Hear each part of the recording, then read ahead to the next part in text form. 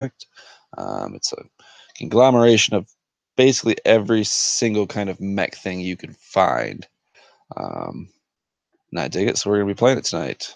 I am joined by my lovely players, whom you've probably seen around before. We'll go ahead and start with Dave.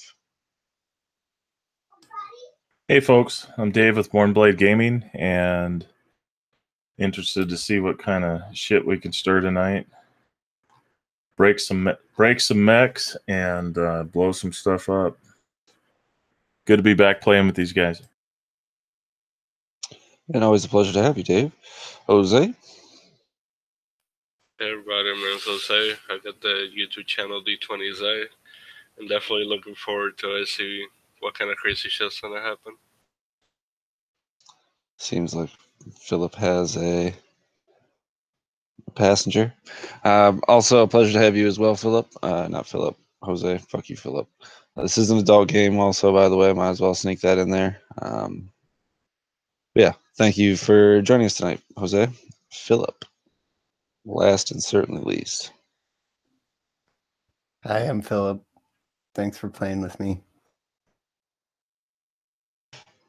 Thanks, guys. All right, so the mech hack is fairly straightforward when it comes to character creation. So we're going to go ahead and breeze through that.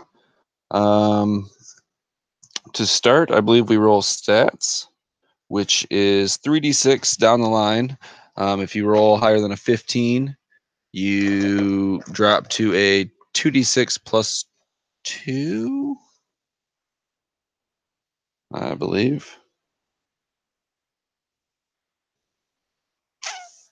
I actually have no clue.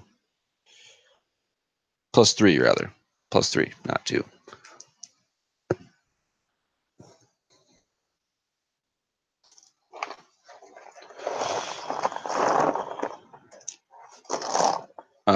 And you're supposed to go down the list in terms of power, mobility, presence, or system and presence. I don't really care if you do that or not. You can go ahead and roll your 4 and then place them how you want. Is that 3d6? Yes, sir. And your stats are power, mobility, system, and presence. Those are all fairly self-explanatory. Jose, your power is going to be your ability to attack with any kind of physical weapon. I believe it's actually just physical weapons. Mobility is going to be your movement, your stealth, ranged attacks, the like. Go ahead, Phil. I think power is ranged attacks also. Is power ranged attacks as well? All right, so yeah. Power is going to be your range. It's going to be all attacks. Mobility is going to be all your movement. System is like maintaining your mech under strenuous space conditions. That's going to be scanning for enemies. That's going to be your various computer-related tasks. And then finally, presence is basically your charisma, your presence on the battlefield.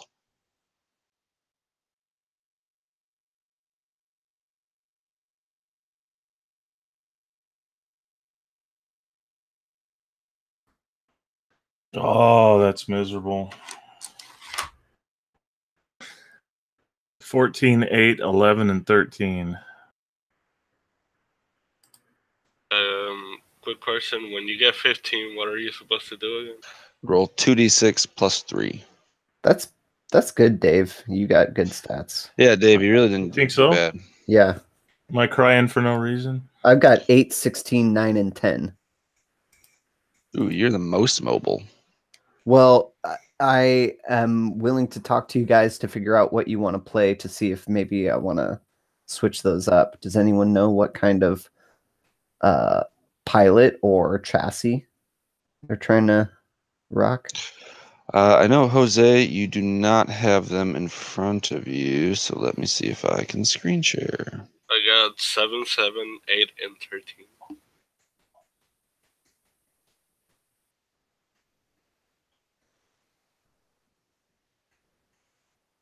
Can you see that, Philip? No, Philip. Why do I keep fucking calling you Philip? Jose. Baron's got a crush, guys. It's okay. It's not really a crush if I told. What? What do you mean it's not a crush? I told you about it already. Okay. Is that what constitutes a crush? Is whether or not the other person knows? I don't fucking know. Interesting. All right. Baron and I are lovers. That's what I'm trying to say. Well, now it's out miles between you. Now it's out in the open. Here's your first two choices for your pilot. Pilots give you a tactic and then increase 2 of your stats.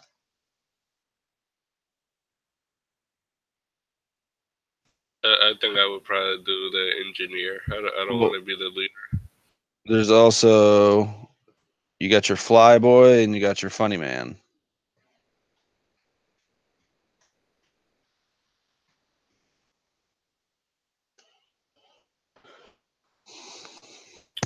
I think I'll grab the Maverick.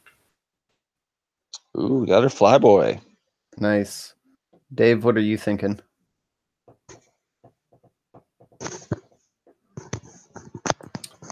If I leave them where they're at, since my mobility's low, probably like the what's the fat boy? One that's like a tank. That's more of a chassis, I think. Yeah, we're talking about the character. Okay. Yeah. Yeah. Pilot. So you're gonna do Maverick, Sorry, Jose. Yes.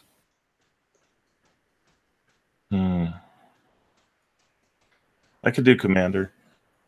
I think that's a good choice. Commander. I'm going to do Quipster. Perfect. He's the mouth. Mecha hack incarnation. Damn it! Damn it! We just foreshadowed next week's game. I think it is funny that it's all of us basically again. We're the only ones that trust Baron enough to DM. It's a small circle. I tried to branch out at AtCon, but you know. I think he played the most games out of all of us. Yeah, I played 4, not including Junked. Which yeah. And then I came back and I played 2 last week. I played like 7 games total in a week. Man. Too much games. Do you have this, Jose? Are you good to go with Maverick? Yeah, I'm good. All right, we're gonna go ahead and go down to the. You can roll a record if you want. That's purely flavorful.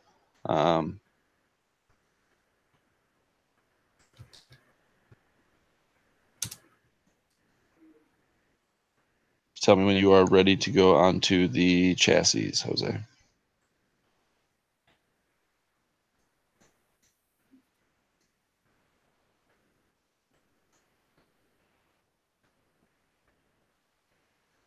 So I'm going to do Titan. Yeah.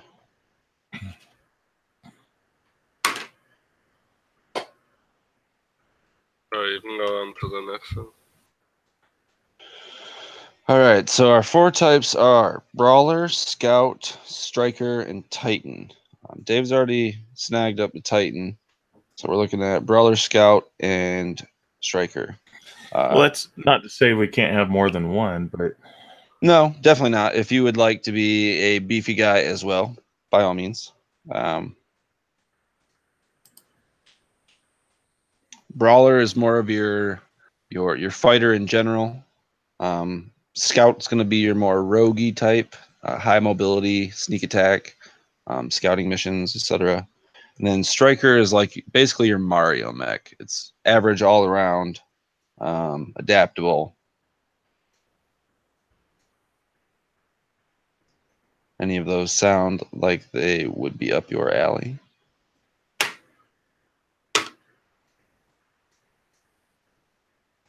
Dumb question, but you can still use guns in the Brawler, right? Oh, yeah, absolutely. I'll probably grab that. go ahead and pitch up here. Wait, what did you go with, Jose? You want brawler? Sweet. I'll do striker. Be Viper heavy.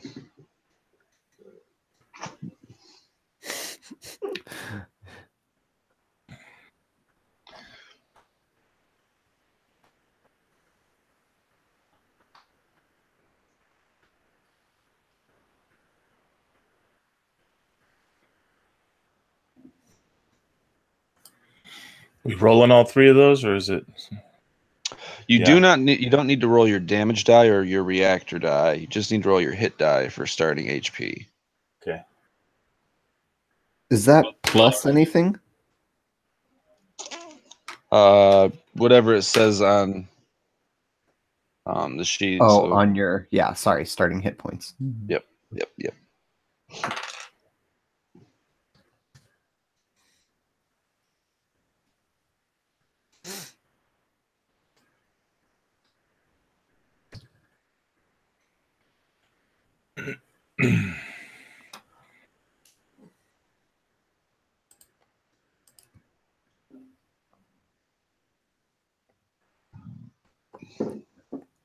For those of you that get done with your chassis, you can go ahead and pick a call sign.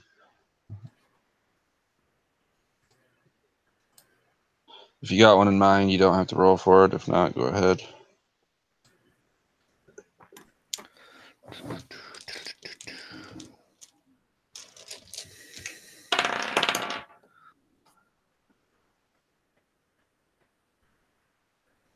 Ooh. I'm still Viper class, but Viper Zenith. Ooh, are you related to Viper Heavy? Probably. Or is it just the mechs that are in like the same? I think it's like a classification of mech. Gotcha. Yeah, you're like a certain build. Yeah. Probably just what color you are. Yeah.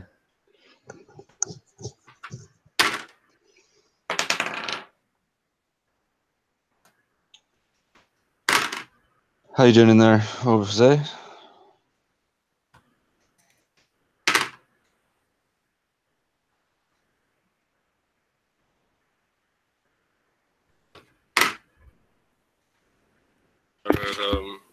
I'm done with that. I was gonna ask, what level are we? You're level 1 for the sake of ease. So what you do next? All right. So last but certain, I guess if you want to get your call sign, that's probably pretty important. I got 4.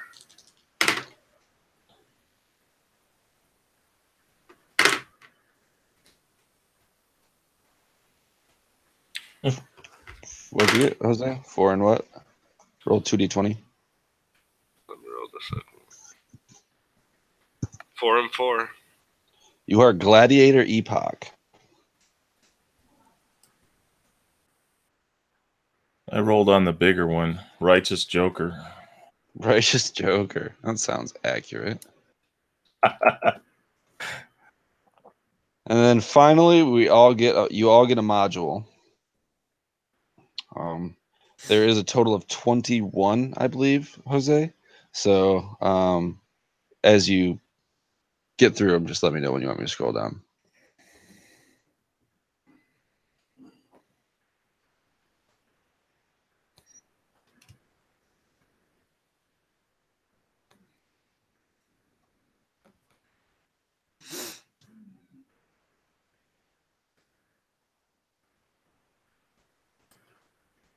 Let me see.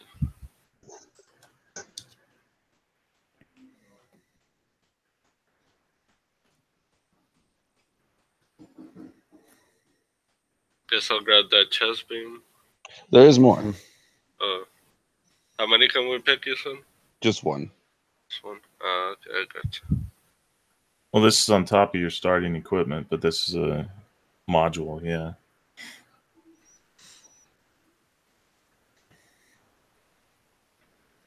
You can keep going.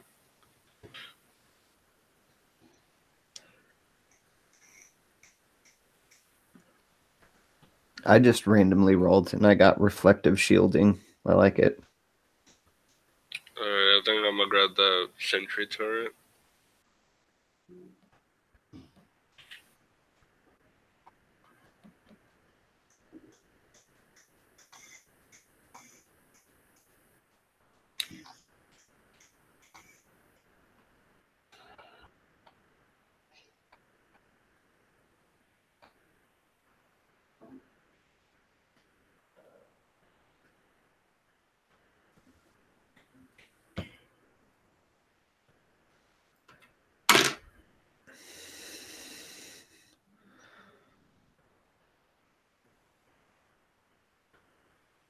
I like the nano shroud. I had the chest laser when I played. You played it like a little bitch too. Fuck you. You died too. I had Yeah, way but I less won that health than fight. You No, you didn't. I kicked you out from behind the shield, and the solar flare hit us. well, we both died from the solar I flare. had I kicked your one ass health. before then. We both had one health. I Fuck you. know, we both had one health. Whatever, man. I started clearly with won that I fight. started with like less health than you. I beat your ass, and then we both died.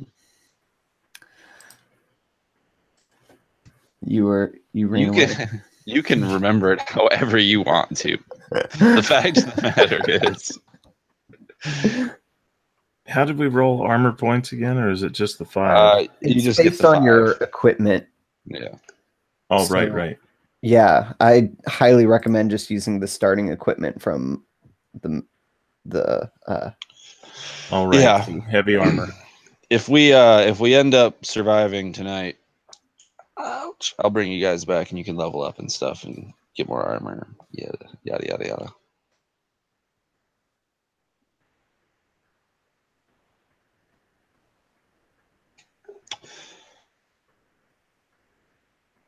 Do you guys want me to go into the history of this universe, or just give you the intro and get you right into what's going on? A little bit of a synopsis, maybe. All right, I can do that. Jose, did you finish writing down Sentry Turret? Yes. All right, well, I'm going to stop sharing. All right, I'm back. So, if there isn't any questions, concerns, things you need to ask before we get started? just to be clear, a success is rolling under your attribute. Correct. Attribute. And I think even tying your attribute is a failure. Correct. Critical success is a 1, critical failure is a 20. There are 4 actions, and you can take any 2 of them on your turn. Correct. The actions are Moving, attacking, testing an attribute or to complete a task, or a use action. action is like your module. And Any if kind you of take, items. you can take the same action twice, but if you do, you must roll your reactor die.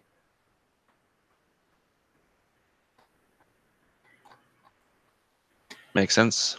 So just to be sure, the heavy armor only says +5 armor points, so that's just 5 armor points, right? Do you have a Yep. shield also? I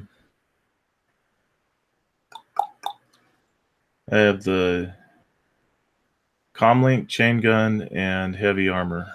Okay, so your chain Oh, gun and an is energy shield, yeah. Oh, if you have a shield, that should add to your armor. Yeah, I think that's also. +2. It's an energy shield, so I can use it on the fly.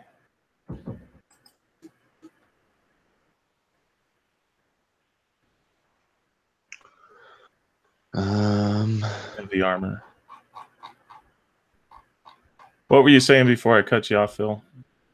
If it's a shield, yeah, it should be +2 armor points, so you should have 5 total. Okay. That works.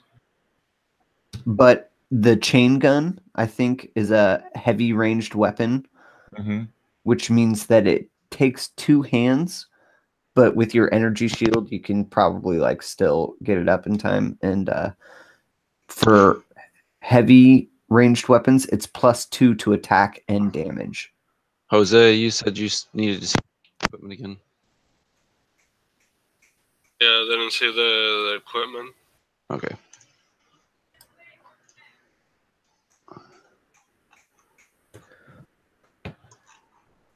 Also, with your heavy armor, Dave, it's disadvantage on mobility tests to become hidden only.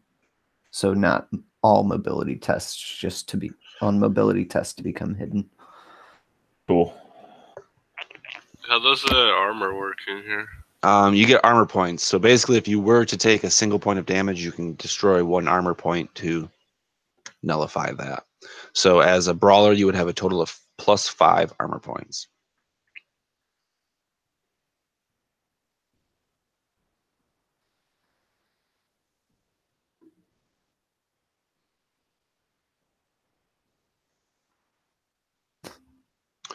And the way damage works, Jose, is you're gonna roll power to contest to see if you hit, and then your damage die is a D8 no matter what. So it doesn't matter what you're hitting with, whether it be your laser axe or your submachine gun.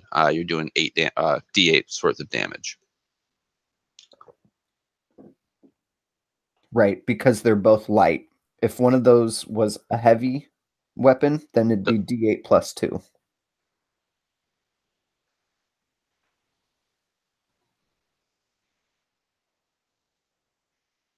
Is this making sense to everybody so far?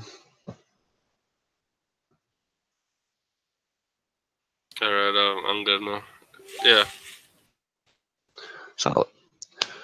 I guess without further ado, then we can go ahead and get started. Bread, the creation that satisfied the world's hunger, one of many tools mankind used to cultivate itself. But when it's left out, it molds, it festers, and it destroys itself through the process of decomposition. The earth was like our loaf of bread. It satisfied us, it nurtured us, it cultivated us, but ultimately we abused it, and it was left to rot.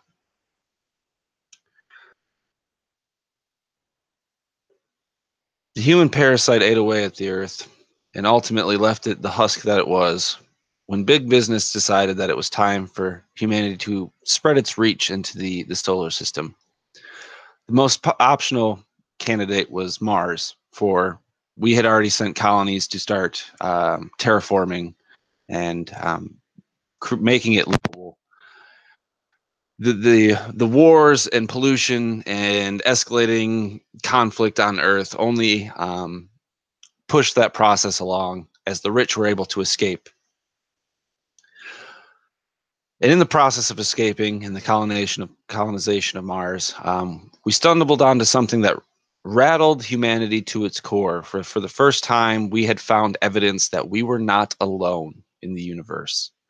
The fact that those other beings have been dead for an untold millennia was neither here nor there.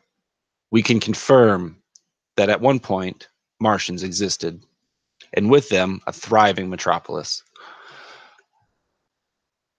The highlight of this find was not so much the fact that aliens existed, but they were capable of technology much, much more impressive than ours.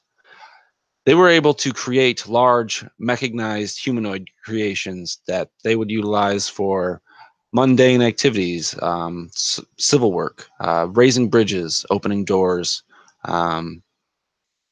things to help the people. And that's just not the human way. So with the conflict of the material to build these mechs, known as Auricalcum, has come into short supply, tensions between corporations and rival factions on Mars have come to a height. And with that, the Mech Wars erupt. The supply of Auricalcum is very limited. It seems the Martians had mined Mars practically bone dry, and the last deposit they did was running very, very low. Last reserve that they hadn't was running very low. There was trace amounts of it in the asteroid field surrounding the planets, but a scan through the universe, not the universe, the solar system, determined that there was a large chunk identified on Earth. One that had escaped human notice for the entirety of our lifetime on Earth. And our return to Earth to harvest said Auricalcum erupted into the climax of the Mech Wars, resulting in Earth itself being destroyed and split into shattered pieces. 50 years later, we find ourselves with humanity on the cusp of extinction, but on the cusp of greatness. We have all but colonized Mars. We have set up solar wind farms on Mercury. We mine the asteroids of the asteroid belt, but our sights turn to Jupiter and its many moons. For the moons, so great in number, offer a lot of different ecosystems, some more friendly than others, but a few of them habitable by humans. And the process of terraforming has yet again begun. For within Jupiter's core, in the chaos that is the massive planet of Jupiter, we have found yet another store of Auricalcum. And that is where the party is headed to. Your fire squad has received radio beacon that Moon 57 has identified a roving asteroid that seems to be incredibly dense with Auricalcum. Obviously as dense as the chunk inside Jupiter, but worthwhile nonetheless. And this asteroid's trajectory puts it on a very dangerous course with Moon 57. Rather than destroying it, you're going to be sent there to harvest it. And hopefully through the process of doing so, be able to break it down so that if it does come within the orbit of Moon 57, it will disintegrate in orbit. So the three of you, your fire team, what would it be called? I think Dave should pick since he's the leader.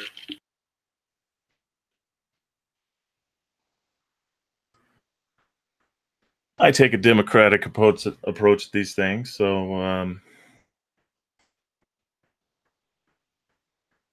what is Philip's character's name? Viper Zenith. Jose's? Gladiator Epoch. Viper Zenith and Gladiator Epoch.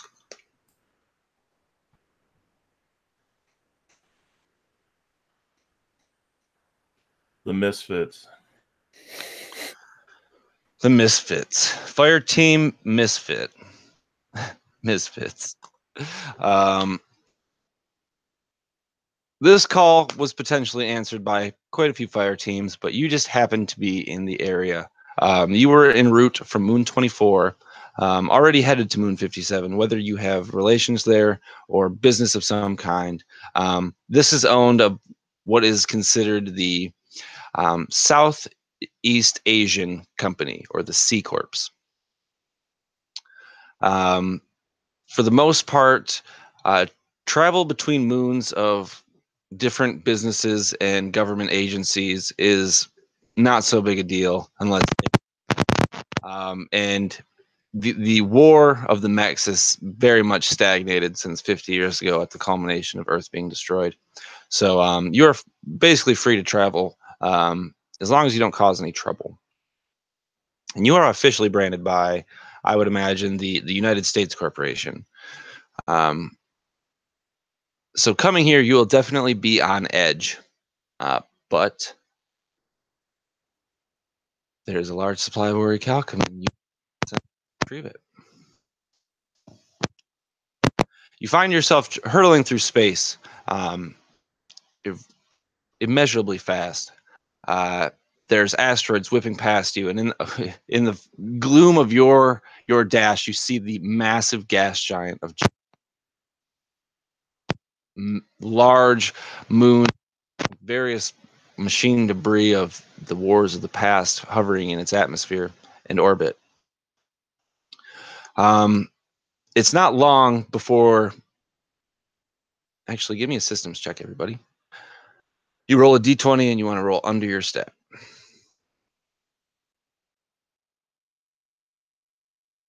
I got a 7. And my systems is 13. Yeah, I passed by 1. So I got a 12 and my system is 11. You are all mid-conversation when a blip appears on your radar. Everyone except Dave. Dave, you're probably a little bit more heated in this discussion, not able to properly use your systems to track down any bogeys in the area. But both Viper Heavy and Gladiator Epoch, you both are aware of 3 rogue mechs seemingly heading in the same direction as you. They haven't got the inclination that you're following them or even close to them. What would you like to do? Shit, we got company. Yeah, tone it down, Commander. Looks like we got a couple of bogeys on our screen. All right, nice and slow. Let's take a triad formation. So that means that I kind of take in the lead like a triangle, and they kind of to the left and right behind me like a pyramid. Since I could take a hit better than they can, but we'll slow down and kind of go in trying to be cautious about our approach. I'm going to need everyone to roll mobility with advantage. Is that a d20 again? Yep. All these rolls will be. Ooh, so you are the most stealthy. Yeah, I failed. I rolled a 13 and an 8. What's your mobility? Oh, I mean a 9. I rolled a 13 and a 9. 9 is my mobility. Damn. So I made it under 3 by 3. So. All right. So the 3 of you are swinging in low to kind of get the drop on these guys. When are you on the left side of Dave or right side of Dave? I think I would be on the side. Side. From above you into the far, Jose.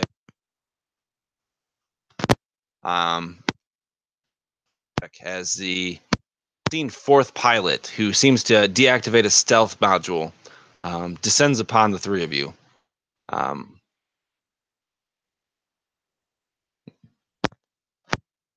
that any better? Am I still cutting out? Better now. Did you guys hear him cutting out? Yeah, every now and then. I've been at war with Comcast for about 2 weeks now, so.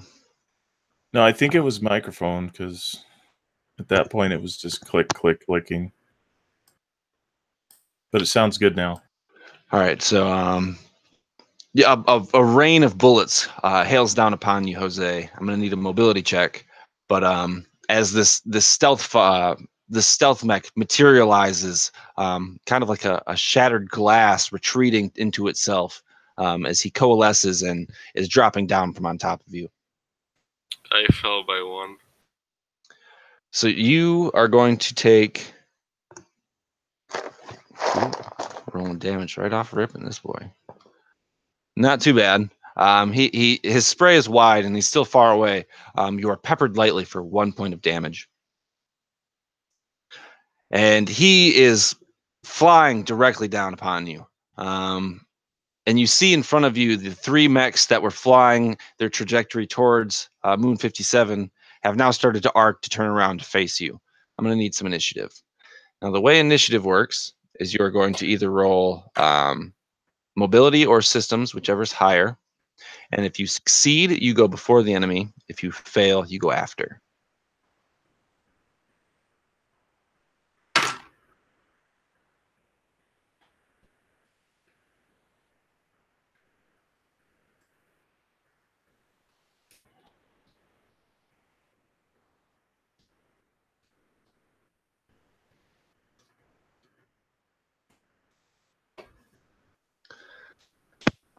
So Dave, you are the only one who was unable to pass this check, so you're going to go after the enemy. And there is no turn order. You guys can decide that amongst yourselves when it comes to your side of the initiative. So Viper Zenith and Gladiator Epoch, who reacts first? I think he would, since I just got hit. Ooh. So, which side of Dave were you on, Jose? He was on the left side, so you were on the right. All right. So, and what's like around us? We see these three. It's kind of a just almost the standard space battlefield. There's wreckage from old transport ships. There's wreckage from old mechs. There's large stones and asteroids that are hurtling in various directions. You're probably hour or two travel away from Jupiter itself, so you're definitely within range. This planet is dominating your view of what's around you. Yeah. And this mech has just like appeared in front of, come out of stealth mode in front of my buddy. Basically what I picture is like an asteroid had turned around and this guy was kind of just hanging out on it, and as you guys flew under it, he jumped down, turned his invisibility off of, and just started opening fire. And how close is this guy in terms of close, near, far? He is near. Near. Is that how it is? Close, near, far? Am I missing one? That sounds right. Yeah, distant would be the next one beyond that. Yeah, distant is beyond that. Okay. So yeah, he's right up on you guys, but the guys that are approaching are definitely distant right now. All right. Well, I'm just gonna open fire right on this guy that appeared, or actually, he opened fire on us. I'm gonna return fire for sure. So test and power, right? Yes. Ooh, success. So yeah, you return fire on this guy who, from your position, is dropping down quickly upon you. What kind of damage? Spraying my machine gun as I'm like kind of like just facing him, and I'm just spraying the whole area. So I only kind of glance at him for 2 points of damage.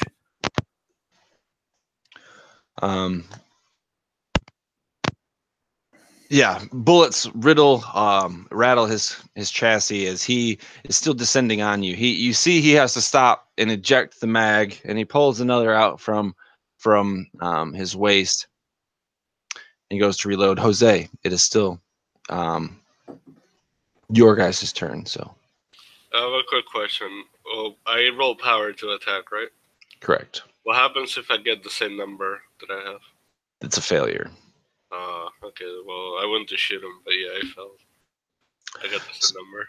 So one of the few bullets that managed to strike you in your chassis had interrupted some signal communication between your servos and your arm in your mech's pilot chair, and your arm isn't able to bring the gun up fast enough before he moves. Now,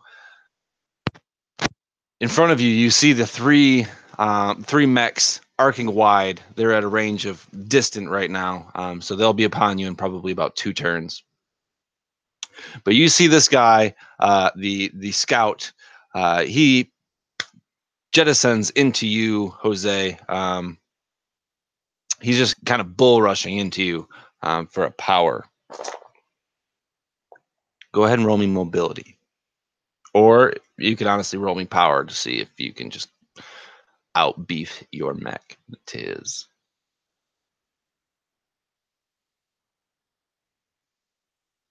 I use mobility and I passed. So as he's coming down, you see that he has reloaded his mag, and he's going to open fire as he's slamming into you. But you pivot out of the way,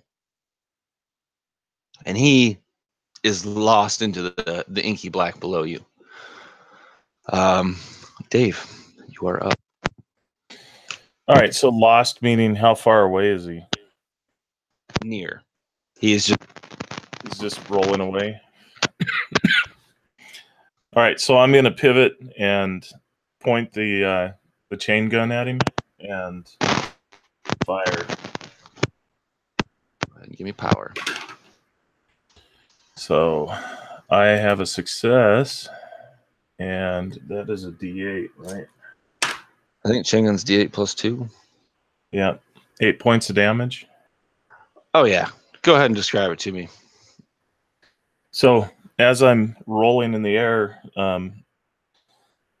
calculating that, mentally browbeating myself because of what just happened, just allowing everything to just go on, and I'm so lost in my own self. I'm like fucking idiot. I just totally aim at the chest and hit him square in the chest as the thing just separates and begins to just slide apart into space as it's falling away. And he landed on an asteroid in an attempt to turn around to jump back at you guys, and all he's seen was hellfire. It explodes in. Well, I guess there really isn't explosions in space, really, unless I don't know. We're not going to get into the new Star Wars movie. We see the debris of his chassis start drifting and adding itself to the coalition of all the other wrecked mechs and chassis. And this planet now. Whoa, nice hit, Commander. Let's see if we can scavenge anything off him. Not much time. We got incoming. You got 2 turns before they're here. Or yeah. So. All right. So yeah, so we're gonna close in and start checking. Yeah. If you mean to intercept, you can get them into them in 1. All right. So who's got the best outlook or perception, if you will? I'd probably know that, but My mech's definitely a presence. Definitely like newer. It's polished. It's shiny. It's not so good at remaining hidden, but it's got average like firepower and also average like sensors and stuff to detect what's out there. okay. All right, so Viper, keep a lookout, and Gladiator and I would see what we could salvage off this as we start taking a look at what's left of the wreckage here. Anything we can take. Can't hear you. You can do 2 things every turn. So you can move and attack. You can move twice and roll reactor. You can attack twice and roll reactor. You can use an item. So okay. Dave, you'd still be able to do something after attacking. All right, so I'm going to go check the wreckage to see if there's anything salvageable on it. Go ahead and roll me a system check. Yeah. That's a 14 out and score is an 11, so I'm not finding much. I must have gotten the blasted chest piece. Your systems are not registering anything, but you know better than to trust your old mech sensors all the time. You see the glint of chassis. That would be more of like the back shoulder area. One of the key modules on this style of mech. The cloaking module that was attached to this scout floating through space, and you are easily able to grab it. So it's a cloaking module? Yes.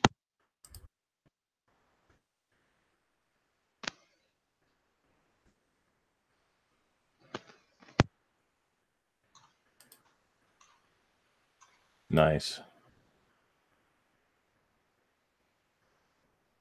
All right, so I'm going to give that to... they're not on the list, but we're going to roll with it. Cloaking field. As a use action, activate your cloaking field and become hidden. Roll your reactor die. There it is. All right, so I'm going to start moving towards Gladiator Epoch because it seems like he needs it since he took a hit. Let's start putting that on his back.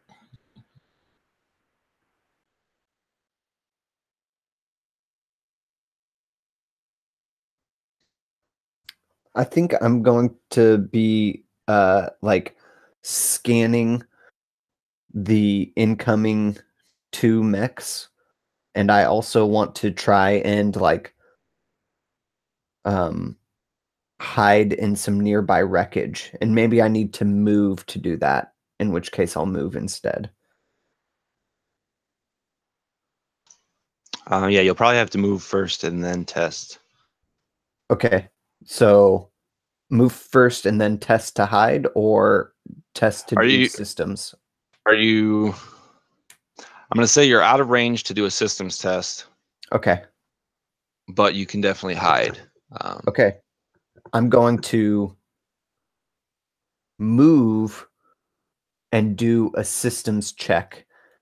And while I'm doing a systems check, I want to open a frequency to these incoming mechs and tell them, we already got your boy. It's best you two just turn around and run like the little prissies you are. I don't know, whatever. Good one. Good one. Yeah, that's intimidating.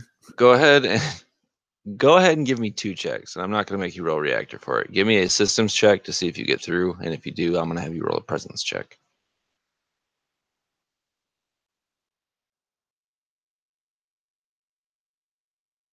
My systems check failed. It's at equal to my system. All right, then give me a presence check with disadvantage. Yeah, pass. So you know your signal's not getting all the way through. It's probably a garbled mess at this distance. As they approach, it'll probably become more clear if you want to set it on like a repeat signal or whatever to warn them. I'll give him the old manual message. Your mech responds accordingly. You see their formation start to falter for a moment, and then you see the front man stop. And actually, Jose, you go ahead. Oh, it's my turn. Could I still go salvage that thing, or did he already get everything out of it? Dave already grabbed it, and I think he handed it over to you. All right, let's see. I guess I will get back information so that way when we start attacking. All right, so you want to what exactly? What do you want to do? Get back information. I mean, we were in like a formation before, right? Oh, get back into formation. I thought you said give back information. I was like, well, go on. Yeah, you can definitely go ahead. That's just a movement action. So you'd be able to make an action should you choose. Cool. Since Dave gave me that cloaking field, I think I'll use that. Roll a reactor die. Yep, and that I believe was a D6 for the brawler. So the way that works is you're gonna roll a D6. If you roll a 1 or 2, your reactor overheats, and you have to run systems to get it back under control. No. Isn't it? Oh, yeah, I guess that is it. Sorry. I thought it was you reduce your die to a D4, but that's not it. My bad. Hold on, let me pull it back up. So yeah, go ahead and roll a reactor die. I got a 4 on it. Perfect. So yeah, you kind of blink for a second, and then Gladiator Epoch is now just the black vastness of space where you once flew. Oh, Baron, you actually do downgrade your reactor die, and if you roll a 1 or a 2 on a D4, then you're overheated. Oh, okay. Now, when you reverse overheating, do you go back up to a 6 or do you stay at a D4? I don't think. Oh, okay. Let me check.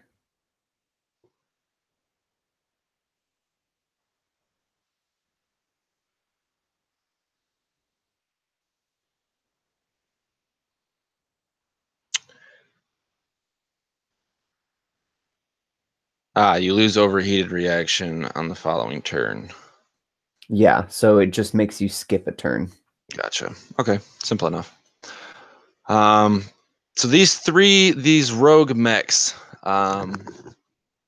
they fly and they stop in what would be considered far ground, and they issue their own message. And at first, you can definitely not make out what they're saying. They're speaking a very dialect-based form of Chinese.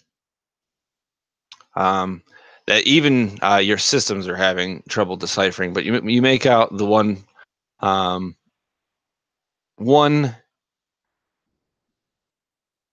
word, I guess, that is most important. I guess not really the one word that's most important. You get like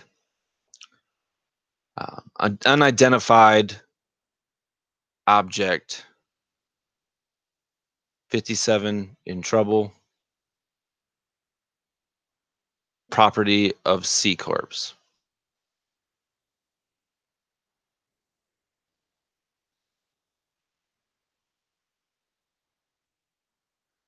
And they are hanging out in the far distance circle.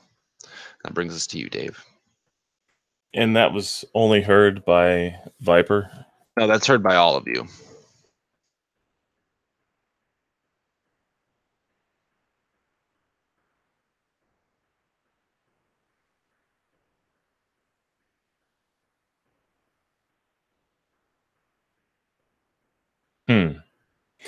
So my comm link, I set it up just to communicate with these two, and I just say, well, if they're just here for some sort of threat, then why did they immediately attack?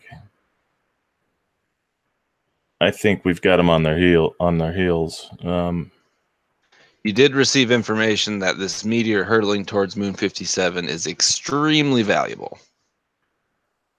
Mm-hmm.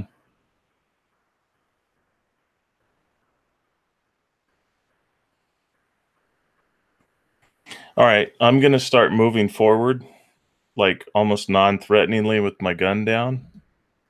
But I'm going to have Viper come up beside me. But I'd like to have Gladiator kind of do an end around since he's cloaked and try to come from behind. And so you're surrendering is what I begin with. Can I get a presence check from you, Dave?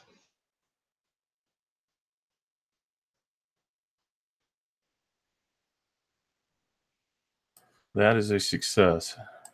All right, so basically what I wanted you to do was kind of assert your leadership over the group. So following turn, both Gladiator, Epoch, and Viper Zenith will receive advantage on any rolls to or tests of the abilities. And you see the main mech leader here in front of you. He kind of also drops his weapon. But when you say surrender, you see him, pick it back up. No is all that comes through. No surrender.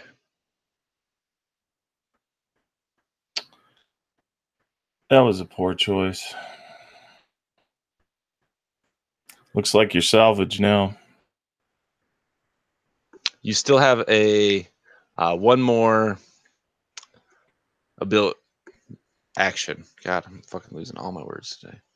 So you can move, you can attack. You would be at disadvantage if you attacked.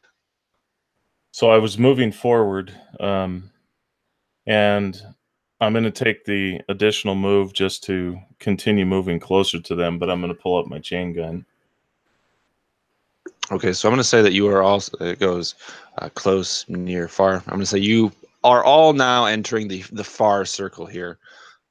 So within attack range. And that brings us to the top. Okay.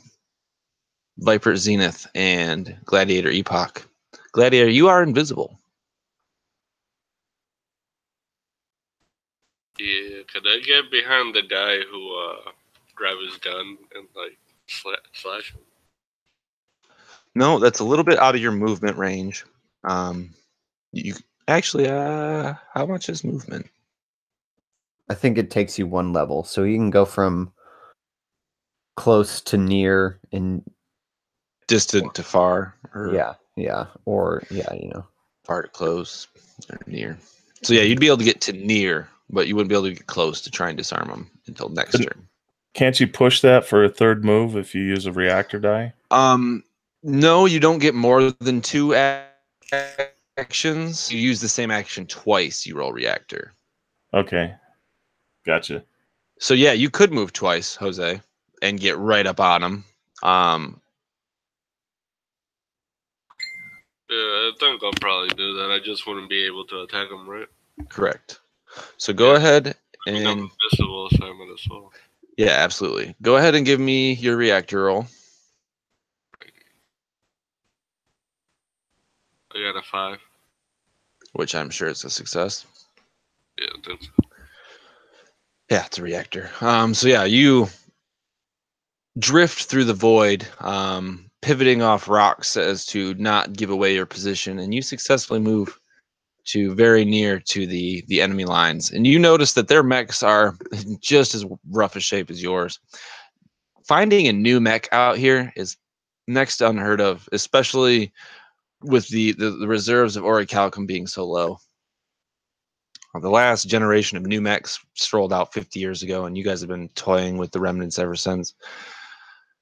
So to say that these guys are in a position where they have an advantage is far from the truth. They are a ragtag group of C Corps mercenaries, from what you can tell.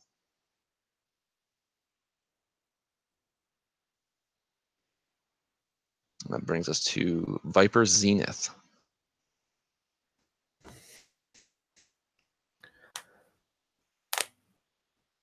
Hmm.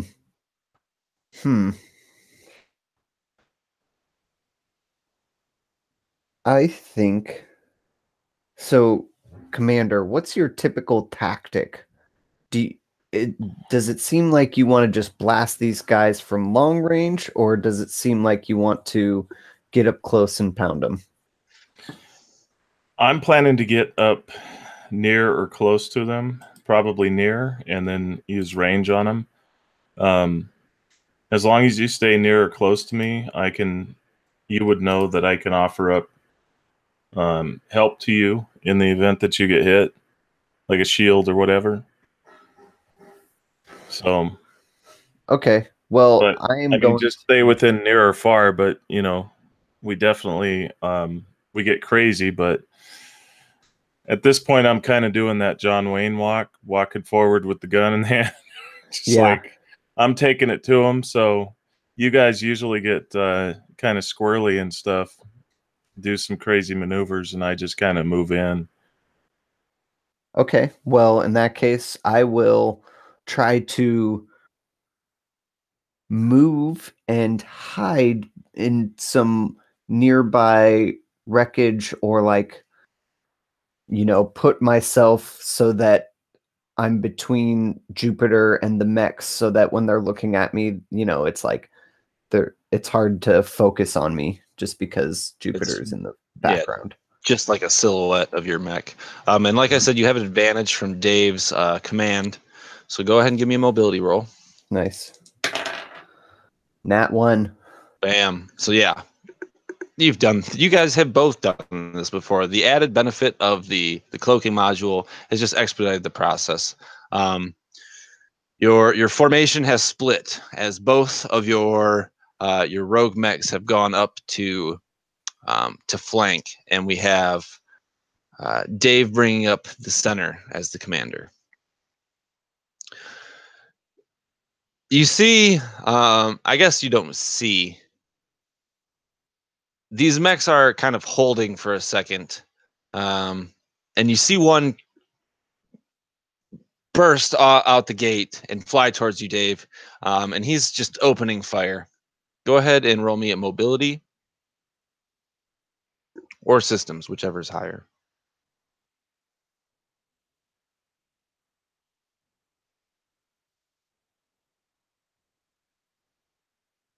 That is a success with a 7.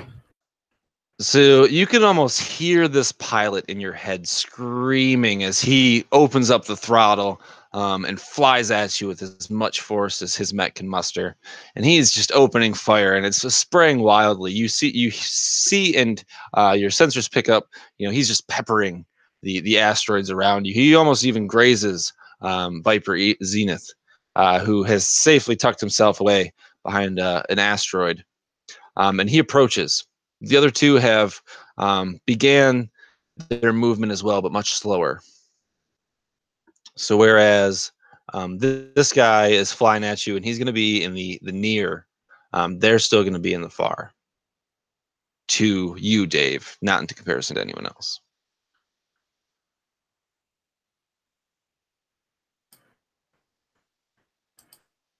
And that brings us to you, Dave. What was your mech's name again? I'm sorry. Righteous Joker. Righteous Joke. Yeah, the fitting one. Yeah. So he is near range, and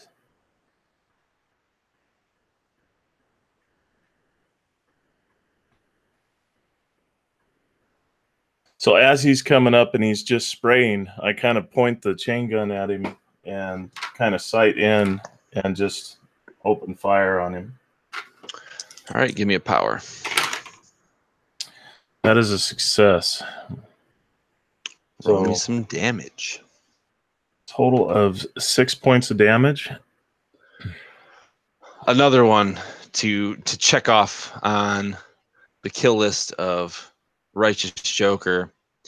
This guy's flying wild, and I almost picture maybe even Viper Zenith kicks an asteroid into his trajectory, and it clips one of his wings, throwing him off balance. And you, steadying your rifle or your chain gun, lay into him, and it rips down the side that wasn't hit by the asteroid, severing the arm of the mech and destroying the right side.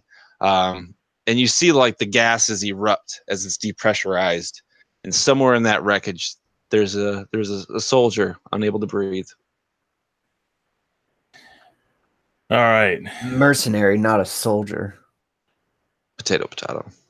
He may have once been a soldier. Soldier no more. What weapon did his mech have? He had a light machine gun, similar Okay. to the standard issue brawler weapon. Okay, and he's not like right next to me, so I can't grab that machine gun. No, I mean, if you waited a turn, I'm sure it would float your direction, just in the way space works in my mind. So I would But, yeah. imagine my chain gun is probably got some sort of attachment so that I can drop it and it just sort of floats back behind me. So I'm going to let it do that as I kind of fly forward, and if you don't mind, I'm going to fly forward and use my second action to grab his light machine gun.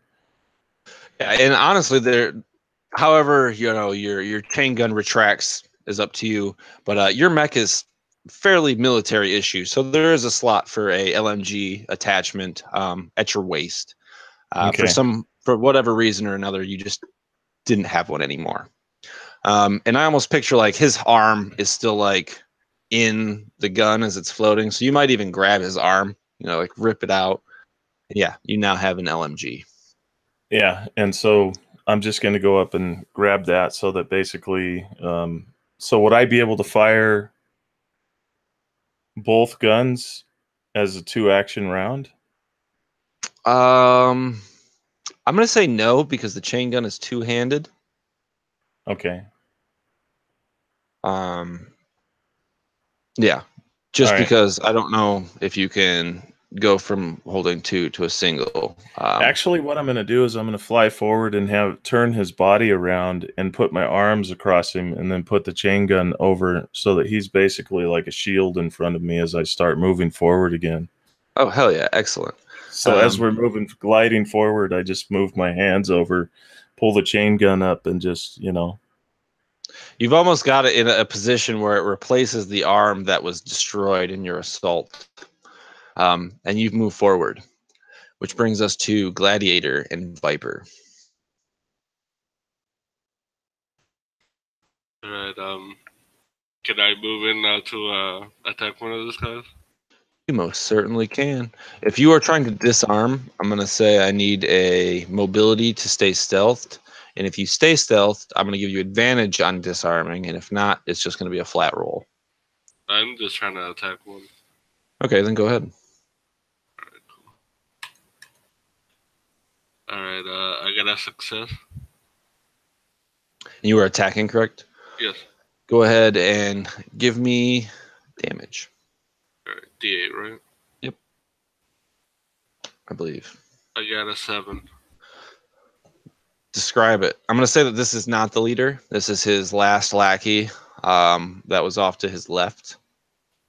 Yeah, pretty much Gladiator, like out of nowhere, just drops the cloaking field, and he grabbed the cables in the back of the mech and just like hack like right in the back of the neck. So it cut a bunch of cables and probably cut the dude's like head like half or something.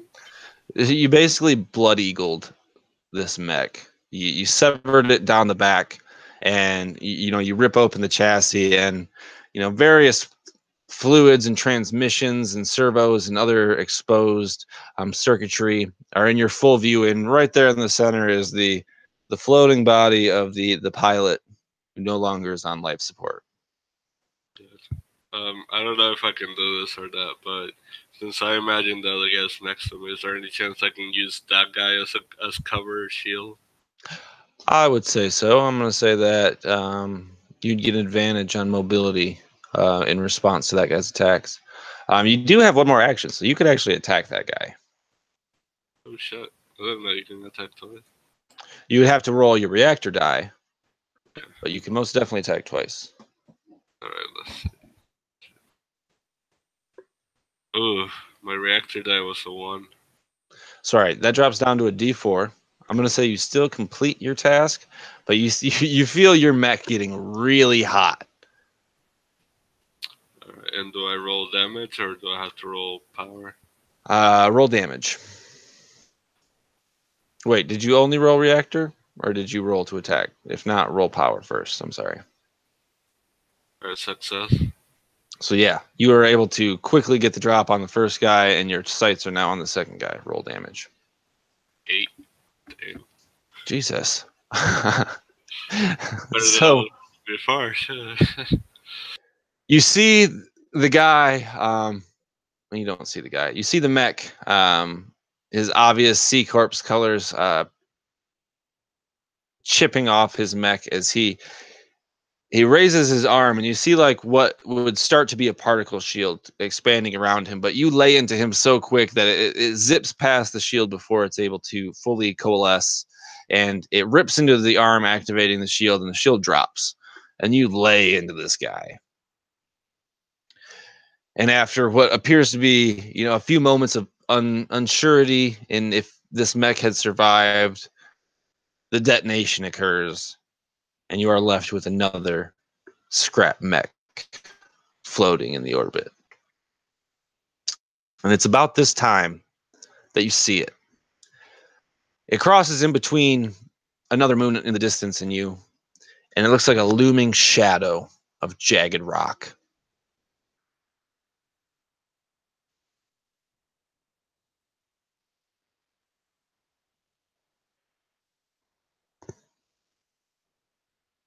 You guys are out of initiative order, so that's up to you to respond.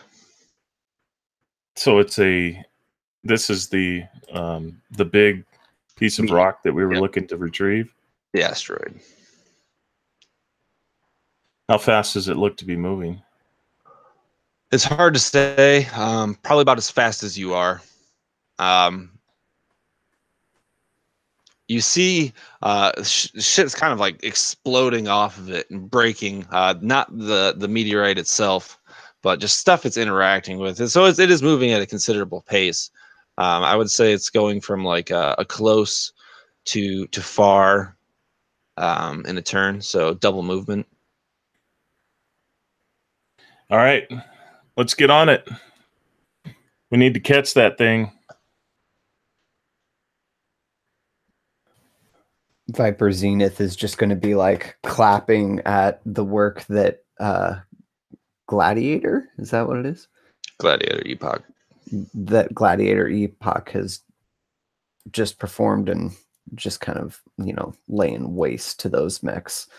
And he's going to like, oh, look over at the commander, kind of keeping him on task, and wants to, yeah, I guess, perform assessments to figure out like, oh shoot, what is this?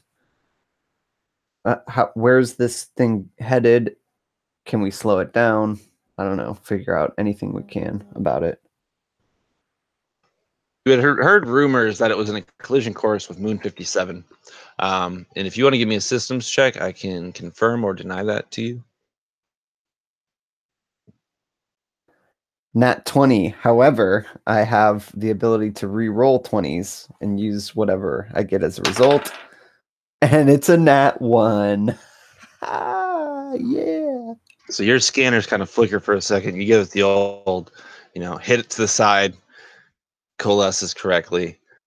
The trajectory definitely is that of en route to Moon 57. And now that you're seeing it, this thing looks like a jagged ball of razor blades. So if this comes into contact with the moon isn't going to exist anymore. Oh shit, Commander, if we don't stop that before it hits 57, it's going to blow that to smithereens just like the Earth. Yeah, we don't have time for clapping, boys. Let's get a move on.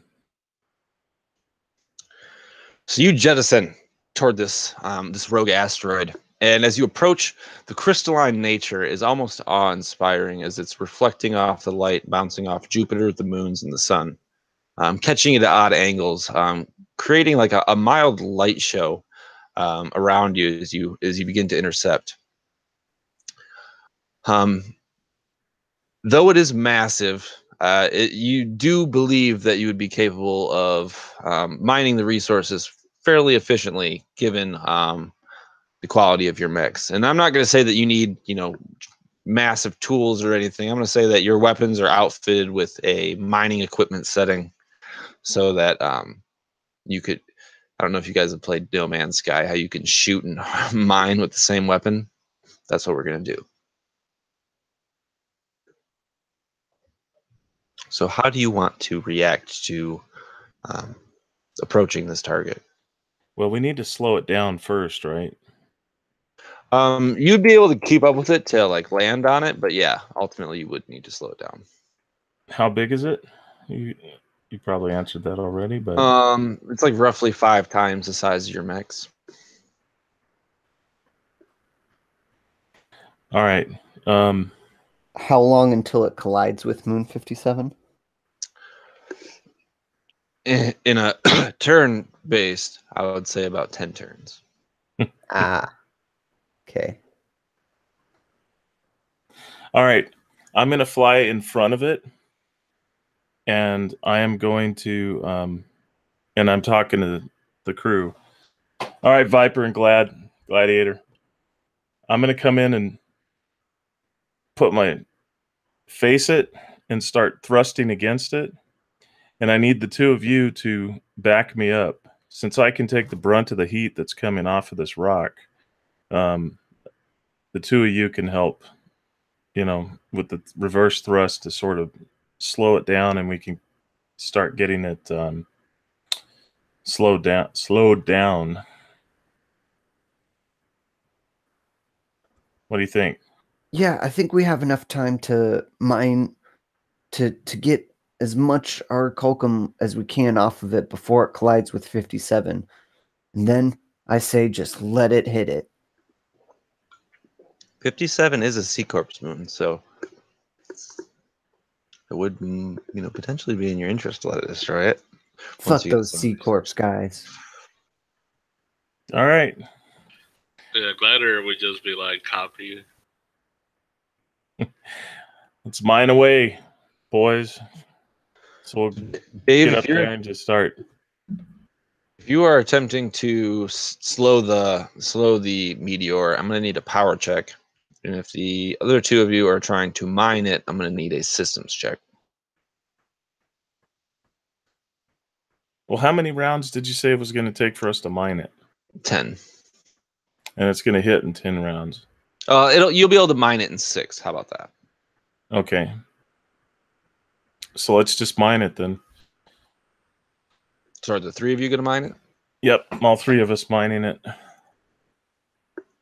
All right, I need a system check from you as well, Dave.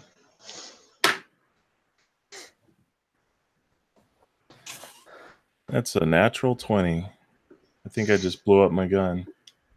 No, Dave, you are the one that notices the oddity, actually. You all notice it. As you land on the surface and scan the chunk of rock that's hurtling through space, your systems are picking up some odd anomalies about this rock. It has high densities of Auricalcum, extraordinarily high, almost a unnatural level of Auricalcum. And as you begin mining, you realize that the meteor itself isn't really all that thick. You start breaking away some of the chips, and this black obsidian glass stone starts chipping away. And Viper and Gladiator, you notice this, but it's Dave that notices this in its full entirety. There's a depressurization of this rock, and a huge crevasse kind of opens itself as you begin to mine it. And Viper and Gladiator, you see it, the reflective surface of a treated Auricalcum frame of a mech. And Dave, you are there when you see its head break free from its arms. And you guys are probably on its back right now, but this thing is now separating into a massive mech. And by design alone, you have no fucking clue who made this or where the fuck it even came from.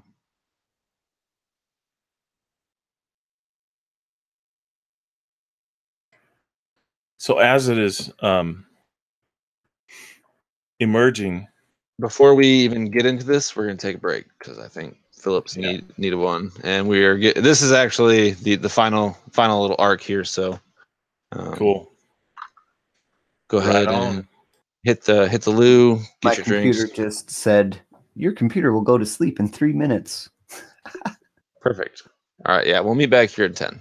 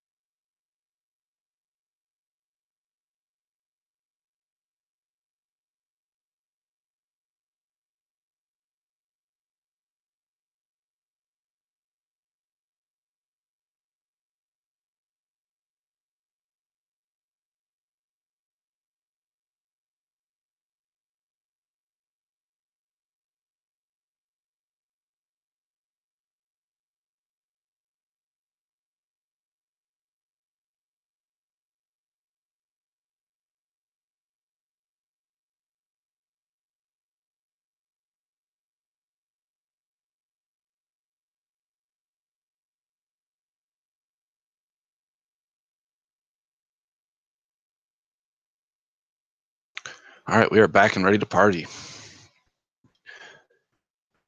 You all ready? Ready. Yes.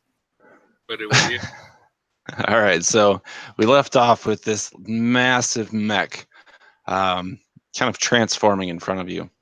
The mech itself seems pristine besides the outside edges that were exposed to space.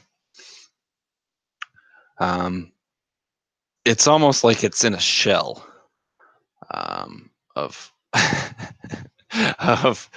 of stone and black glass. I'm gonna let you guys roll initiative.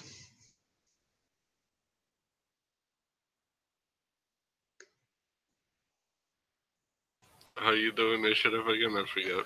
You roll mobility or system, whichever's higher, and if you succeed, you go before the opponent. If you fail, you go after.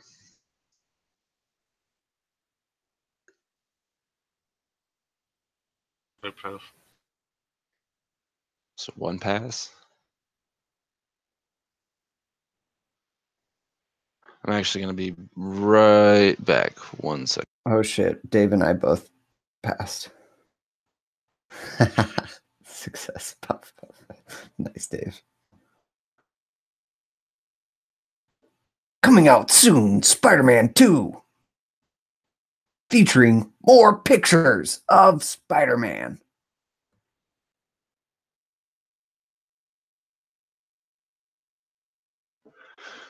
How many passes we got? Trace. Perfect. So you are all able to get ready in the time it takes for this mech to assemble itself in proper form. And like I said, this is something that you have never seen a mech this nice, let alone this big, ever. So you are all able to do whatever you would like to start us off.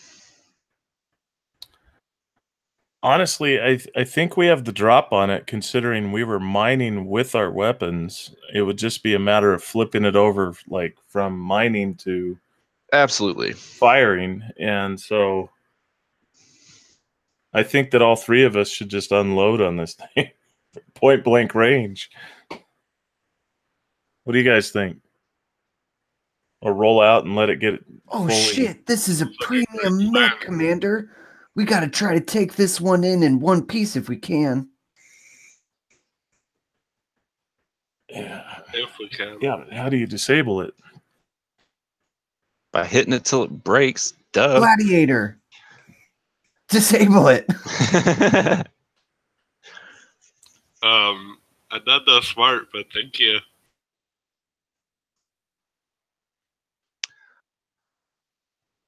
Before you are all able to react, an incoming transmission in. All right. Actually, I'm gonna need all. Robotic.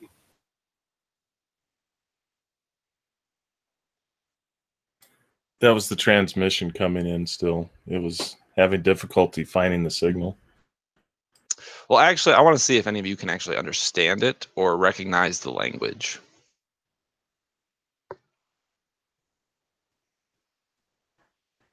So what do you want? Intelligence, like, or Presence or systems? Presence or system. Presence. Fuck yeah. Pass.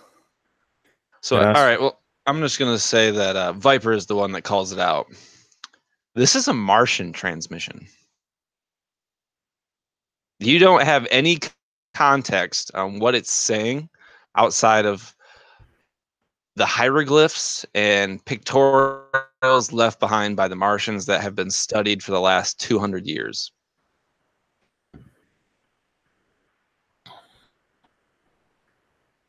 Is my mic better? I see that I was roboting a bit. Fucking headset. So yeah, you notice that it's Martian, Viper. Oh shit, Commander, this is a Martian mech. How'd it get all the way out here?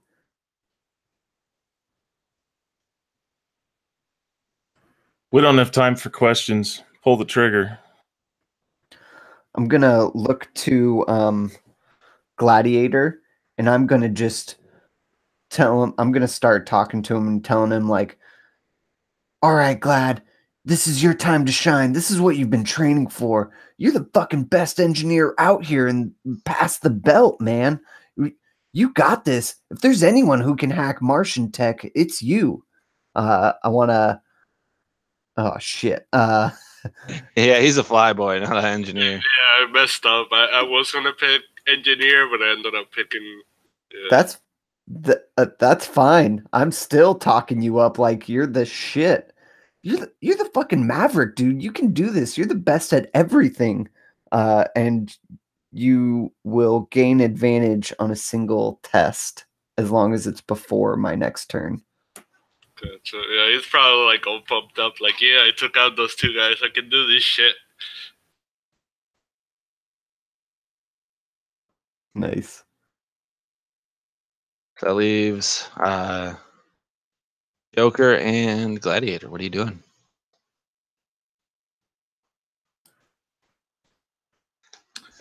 Can I get a systems check just to see if I can give him a hint on where to go to disable this thing, like where the power is, where area he should focus on? Absolutely.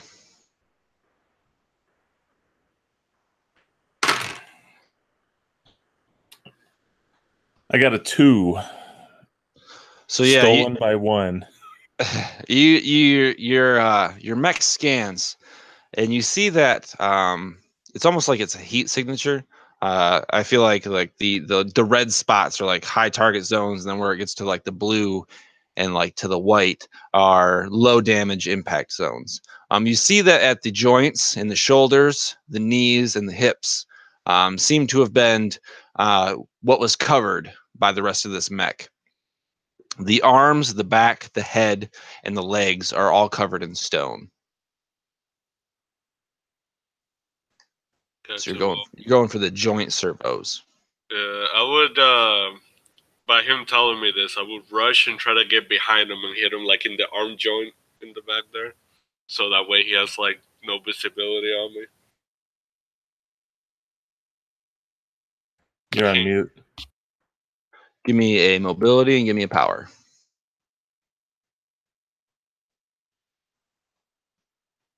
Okay, I got a success on both. So yeah, this thing is still like opening up and attaining its full size as you rush in. Do you want to activate your cloaking or no? I guess it really doesn't matter at this point. You successfully pivot underneath its arm, and you are basically at the back of his armpit.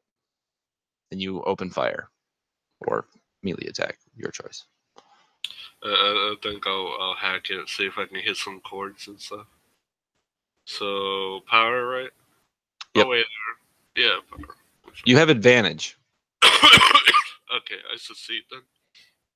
And D8 damage, right? Yep. Damn. I only got 2 damage. All right, good. You've been rolling 8s all fucking night. You go to swing at this this joint servo, and much faster than you recognized a mech of this size being able to do, let alone maneuver. The arm closes, and you are confronted with a giant wall of black rock as you slice into this thing. You shear pieces of Auricalcum and space debris from its chassis, and where you've cut, you reveal more of this shiny, the chassis of the Martian mech. You do some damage, but it seems as if it's pretty heavily armored from this artificial, the shielding. One quick question. If you don't want to do it, that's fine with me. But since I like hacked and I can see stuff in there, can I try to hold on to something in case you try to kiss me out? I don't see an issue with that. I'm not even going to make you roll for it. You're just holding on. I think that was everybody.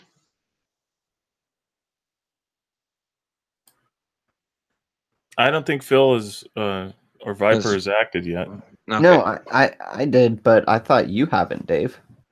Yeah, technically I only did 1 use action because I did a systems check, right? Then go ahead and you can go ahead and do one more action, Dave. I'm going to let you. That was my fault. You are a very giving GM. Thank you. Yeah. This thing can fuck you guys up in about 2 seconds, so you guys should get all the swings that you want. All right, so what I would like to do is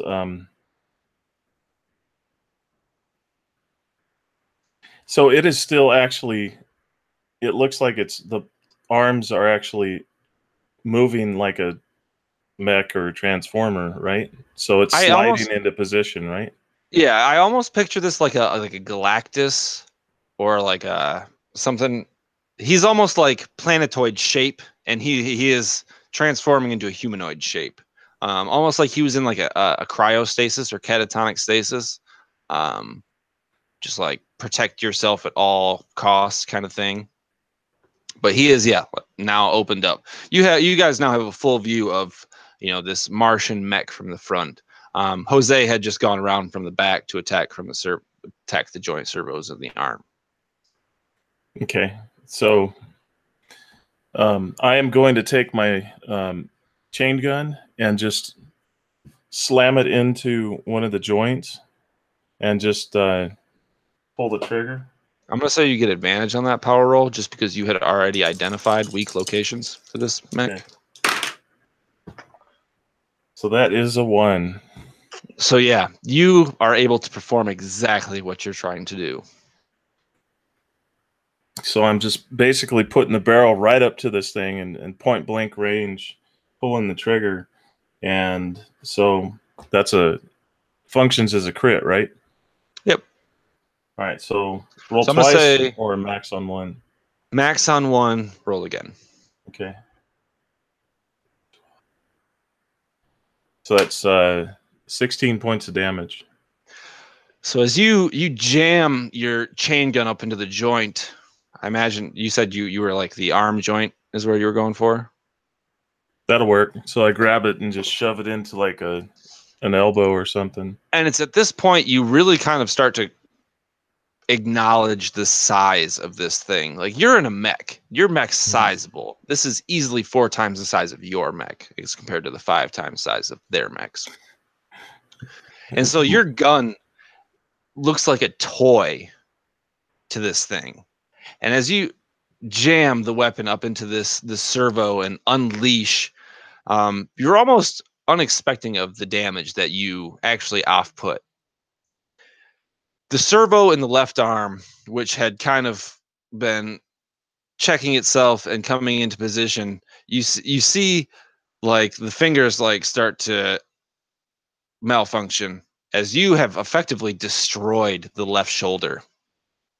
It's still hanging on, but you can see like where it would attach to the undercarriage or like the armpit area is starting to separate, and there's debris and wiring and various transmission fluids of various kinds kind of spewing out in front of you and effectively coating you.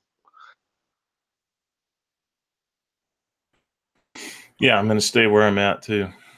So I don't think movement is addition to that. So do your worst. So this thing having tried to come into existence, you see now where the pilot would be. And he, the reason I guess it took so long for you to see this thing is it was kind of like behind the chest plates that have separated and come into full. And now this like center kind of console-ish looking thing has appeared in the chest. And you have received another incoming transmission. So whoever wants to give me a presence or systems check. Go ahead, Philip. I feel like I'm the interpreter. Presence. Pass. So you have been at work kind of loading the system files for Martian language. And the transmission comes through garbled at first, but your systems are able to interpret it. Unknown registry of mech use. Identify selves or expect annihilation. Oh shit, Commander. This thing's asking us to identify ourselves or it's gonna blow us up. Let me see if I can try and make it think that we're Martians. You've actually already completed this presence check. And after the incoming transmission, a vid feed comes up on your system here. And a humanoid you've never seen in your life appears before you. Its flesh is pale. Its hair is orange. Its features almost elongated, very sharp cheekbones, very long chin, no facial hair, but very long red hair in a braid. Fuck you, Dave. He's very slender. He wears like some sort of astronaut suit. You would imagine some sort of like mechy suit, similar to what you're wearing, like a life support kind of gig. He looks combat ready. He says to you some unintelligible words: "Stand down or face annihilation."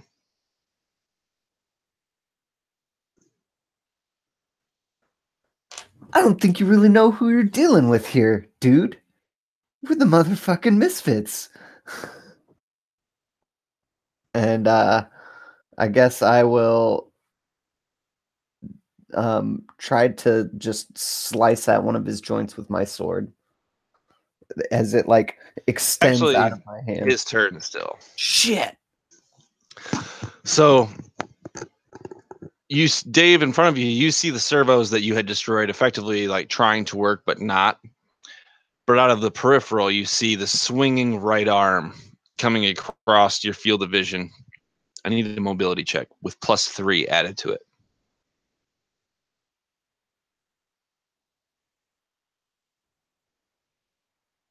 Is this for That- everybody or? Just Just me, I believe. So a total of 6, and my mobility is 8. So beat it by 2. You are more heavily armored than the rest of these, your companions here.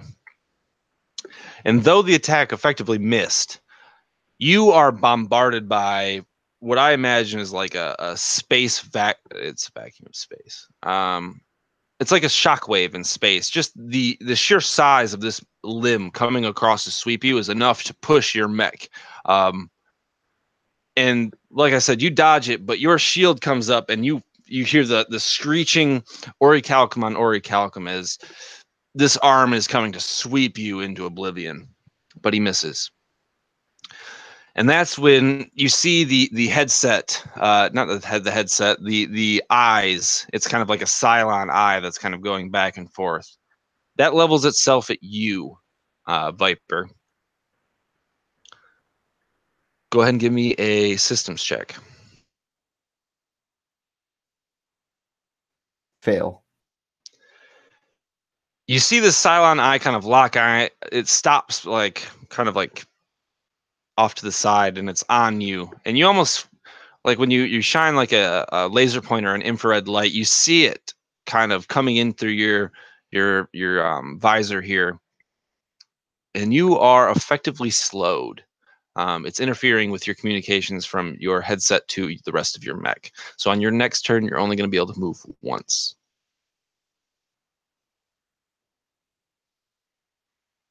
And with that, it is your turn.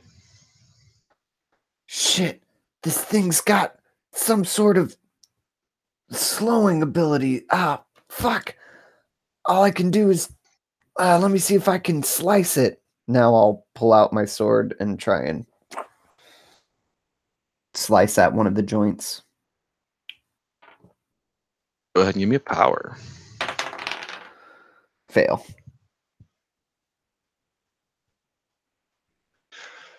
So you slice at one of these joints, and rather than make contact with what you had hoped was the Auricalcum frame, you shear some of the stone off, revealing a flat surface, probably caked with a couple feet of this stone. You hadn't got it down to the framing yet. Fuck, this thing's indestructible. Is it still hurtling towards 57? Its speed has drastically slowed since it's opened up. Just the resistance of you can actually hear like space debris blowing up and ricocheting off of its appendages now that it's in full form. kind of slowing its descent even further, or approach rather. And mind you, this has been, I think this is turn 3, so you still have 7 more turns before it hits 57. So Viper is gone. We still have Joker and Gladiator. Joe Gladiator. All right. Since I'm holding on right there, Gladiator would pretty much like magnetize his leg so he can put the axe on it, and he will grab his gun and shove it in the hole so that way he can like shoot some bullets in there and get some damage in, like have the bullets ricochet. Give me a power with advantage.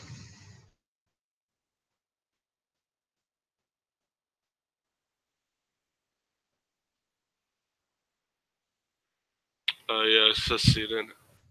So yeah, go ahead and roll me some damage. I had a quick question. Okay. I got reckless attack. It says I can reduce my AP by 2 to do 2 damage. Well, you Yep. know, another one. I'll do that. Okay, so you are now down to 3 armor points, but you do more damage. All right, that's 8 total. And this is the same arm that had already been kind of like mildly disconnected from Joker's chain gun. So yeah, this is enough to finally kind of like break through this appendage. And the Auricalcum that's kind of like casing this limb, as long with the servos and other apparatus holding it on, have effectively been severed. And this limb is kind of now floating in a deer-like direction.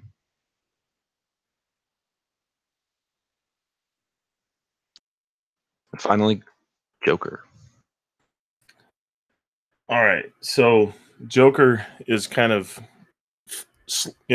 he's been pushed, so he's going to allow the momentum to take him as he grabs the arm that the other arm, and actually this big arm, and basically uses like to spin around behind him and try to plant my feet directly in its back for like a kick. You know what I'm saying? So I'm sliding across in front of him. I'm imagining I'm grabbing the arm and just sort of using that momentum to just, and then thrust around and just kick him in the back. All right, give me a power. That is a success. So yeah, you seamlessly slide across the Auricalcum chassis at the front and grab onto what I imagine is probably some of that black obsidian glass stone that's kind of like jutting out from his left or right shoulder. And you're able to pivot around to the back in contact with the back for a melee attack. Okay. What does a melee do? 1d8 or 1d6? Yep. The same damage as normal. So that is a total of 4 points of damage then. So as you come around to the back and your feet kind of make contact with this meteorite-y asteroid surface, you feel yourself make contact, but you're not sure if you have made an impact. Pieces of stone kind of fade around you. And I believe that was everybody. Yep. And I'm going to say as I do this, we got to fight it like a destroyer, basically a bigger ship. We're smaller, but we've got to use our size to our advantage. So try to get in areas that that it's difficult for them to reach. So you see its right arm reach across its body. I think the only person in front of it is Viper, if I'm not mistaken. And it grabs a hold of its derelict arm, and blinding fast, it rips it back across its torso. I'm going to need a mobility check with +3, Philip.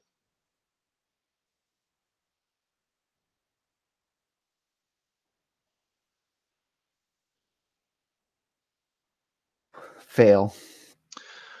So as way faster than you could hopefully imagine, but this is also a demonstration of the properties of Auricalcum. Despite the fact that this material is incredibly dense and incredibly hard, it is incredibly light and very apt for a mech chassis. It grabs its arm and rips it across, and you are smoked by derelict arm. You're taking 8 points of damage. And actually, in the process of doing that, in the kinetic absorbers. I send this. I'm imagining some sort of shield out that transfers the damage and then causes it to connect with me instead of him. Okay, so I almost picture like a torpedo or a missile kind of launch off of you, and it explodes into what would be similar to like the reflexive shield that the sea mercenary tried to deploy. It's kind of like a light shield with like a device there in the middle, and the arm smacks into it. But kinetic transference you take the 8 points of damage. And that's going to armor, right? Yep. You can take it from armor or to health. Well, if I take it from armor, I've only got 5, so that's going to put me in a -3. You would lose your armor and then lose 3 HP. Yeah. But I can regain the other, so okay. So despite the fact that this impact is forceful against Viper, the shielding provided by Righteous Joker is enough to stabilize the damage. And the kinetic servos kind of tense really hard for you, Dave, in order to maintain this barrier. And that's where I think the damage comes from, is your own mech kind of working against itself to absorb this damage. You see pieces kind of like of broken armor that had kind of clinched down too hard on itself, kind of dissipating from you as your armor is reduced. And with that arm kind of full arc, the Cylon eye has kind of circled around, and it's looking at the missing limb that had been removed by Gladiator, and you're going to get hit by the Cylon eye as well. Roll me mobility.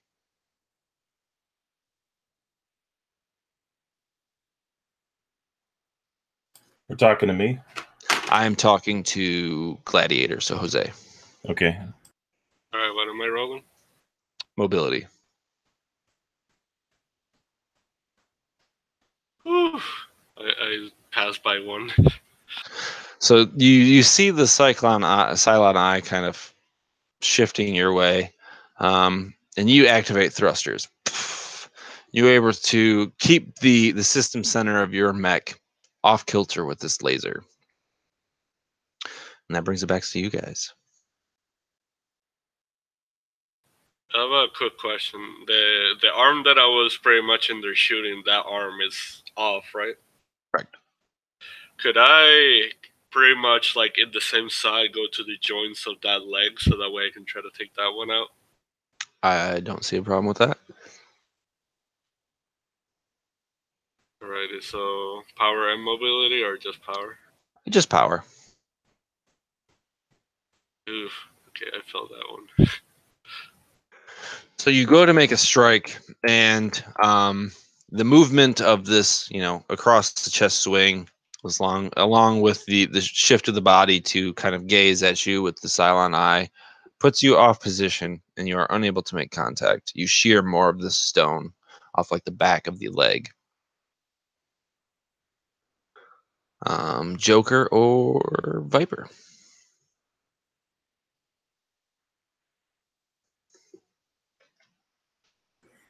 You hear Joker over the comm link just kind of grunting in pain as I'm going to activate my nano shroud. Okay. So as the nano shroud, I'm imagining like these little nanotes start working on the armor, and so I'm going to roll a reactor die to try to regain some armor points. And so that's a success on the reactor die. So I gained 4 points back, so it's able to salvage 4 points of armor. So this cloud of light emerges from various spots on your mech and kind of swarms back around you. And to all 3 of you, you know exactly what's happening. These nanites, which are probably not very nano, they're probably about the same size as you guys, are effectively going to work kind of like rapid sealing and re-cementing armor down and boosting Dave's health. So I still have a use action, Yes. and I would like to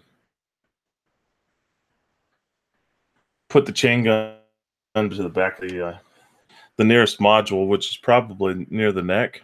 Yep. Like a lymph node area. Yeah. And I'm going to unleash. That is a success. Let's give me some damage. 4 points of damage. So you're able to kind of like propel yourself up to the neck servos here, and you're laying into it. This is probably the first time that you yourself have seen some damage done to this. Gladiator has, but actually no, I lied completely. You blew chunks out of this arm. This is a very similar process to that. You see the Auricalcum splinter away in shards as you access this neck servo that is preventing the Cylon head from turning too far in your direction. Yeah, and as I can feel my spine starting to uncompress because I got kind of crushed in the whole kinetic absorption, I get this kind of sidelong grin. We got to keep at it. Keep hitting him. I believe that leaves Viper. Yeah. So we're all three kind of like swarming over this. Yeah, you guys are, Jack you're right now. effectively honeybees protecting the honeycomb. Yeah, great. Well, I'm going to look over at Gladiator and tell him, looks like you could use a little boost, and pass over, some sort of energy module or something, some type of fuel so that he can increase his reactor die. So it's like a reactor charge. I believe it was Jose that had Yeah. lost So the reactor. so the Gladiator, right? Yeah.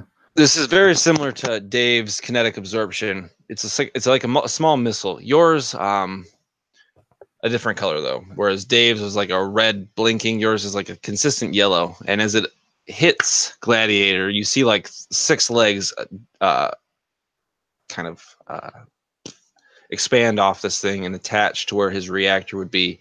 And almost like a drill, it kind of attaches and it affixes itself to his reactor, essentially giving it more life. The Gladiator would be like, thanks, Viper. I really needed that, man. If we get out of here alive, I'm definitely buying you a drink, man. You owe me a drink, but we both owe our lives to the commander. And then I'm going to start launching into like an inspiring speech for the commander. Start monologuing. Yeah. And actually, I think that's 2 use actions. So I think I'm going to have to do. So yeah, I'm going to try to inspire the commander so that he has advantage on his next roll. And I am going to roll my reactor die. It's a success, so I'm fine.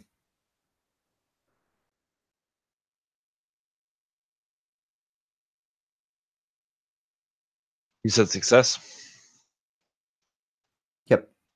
Perfect. So yeah, you are able to monologue successfully.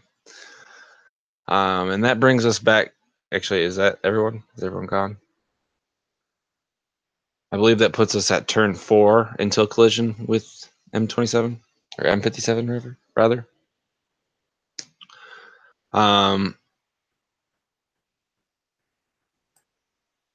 The chassis of this thing is starting to kind of come apart here at the left shoulder, and the right arm has thrown the left, not necessarily thrown, let go of. You see these small kind of silos open up in various spots, and even like on the back where there is stone, you see these stones kind of like crumble as these silos open, And some rocks kind of stuff themselves into the holes, and others not so much. I need everyone to roll mobility.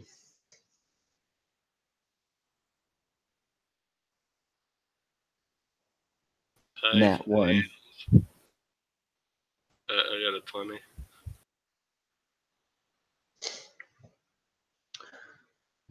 Dave, what did you get? That's at advantage, right? Yep. Because Yep. Viper was serenading you. Oh, never mind.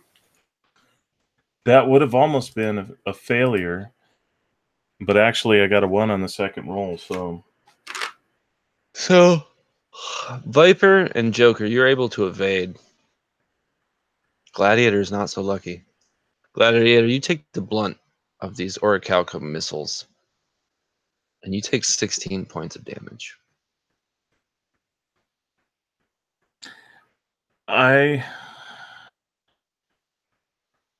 Scatter, scatter, he's gonna sting us. No, Gladiator! I Now, can throw a kinetic absorber I out. was gonna say, I'm pretty sure I'm dead. Well, see, no, your chassis is disabled. It does not necessarily mean you are dead. So let me ask you this. I, as a heavy, have 13 total hit points. Yeah.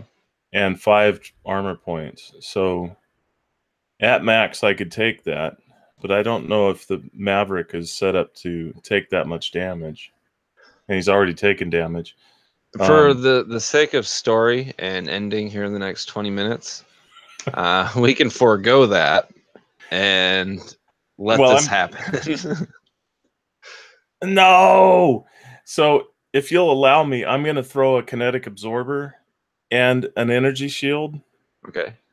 So I burst a kinetic absorber, but then offer an energy shield as well on me, which will absorb 1d4 of the damage. Go ahead and roll. Okay.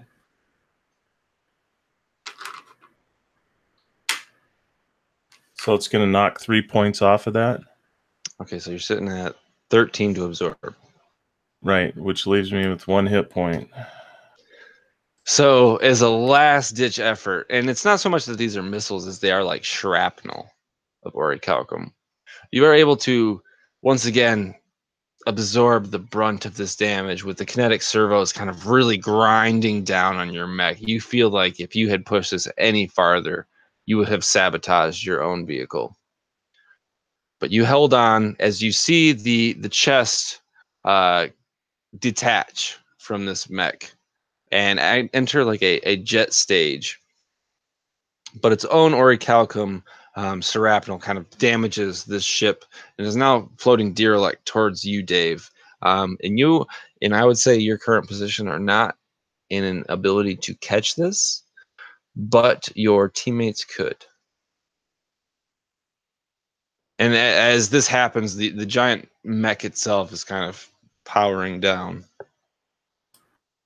Yeah, and as such, my my Titan chassis is powering down, and again beginning to just separate as well, because as you can see, the cracks and the fissures and the plates and so on. And I'm kind of like groggily, just my suit trying to hold on to, you know, the mask and hold form. So we'll finish this with your teammates. What would you like to do?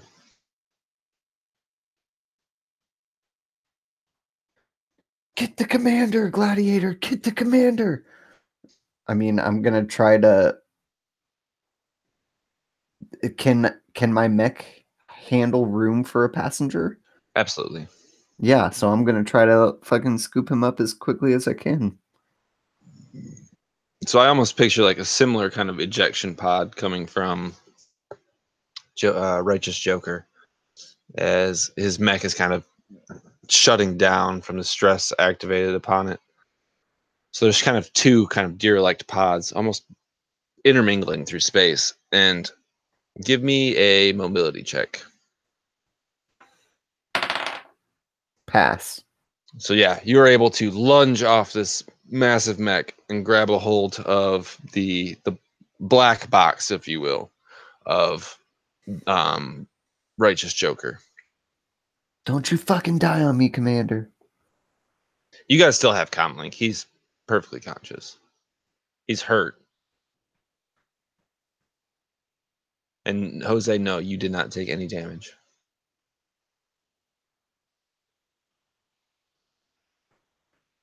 Yeah, the kinetic absorber caused the damage to be transferred to me, and then I was able to shield part of that, but not all of it.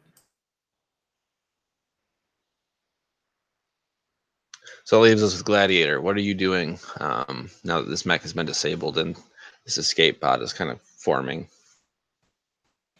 Wait, the mech is throwing out a escape pod? Yes, it is. Can I like reach it and try to find like a weak spot to like hack it? Give me a mobility check. Ooh, succeed. Yeah, that's 3. So I'm going to stop you before you kill him, because I feel like this character would be very cool to have in the setting. You reach out and you kind of like destroy one of the wings of this escape pod and you apprehend it, effectively ridding Moon 57 of the issue of the Auricalcum moon colliding with it. Is there any last minute conversations, epilogues that you would like to do before I round us out?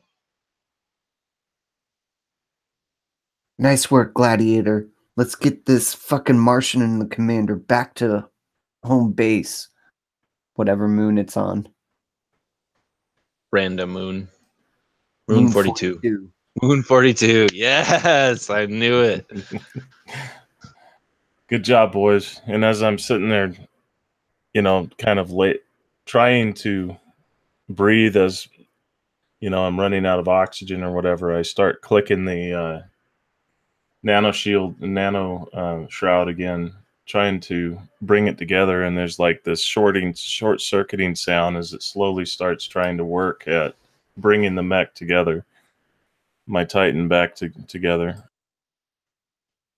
And with this, the 3 of you and your prisoner make it back to Moon 42.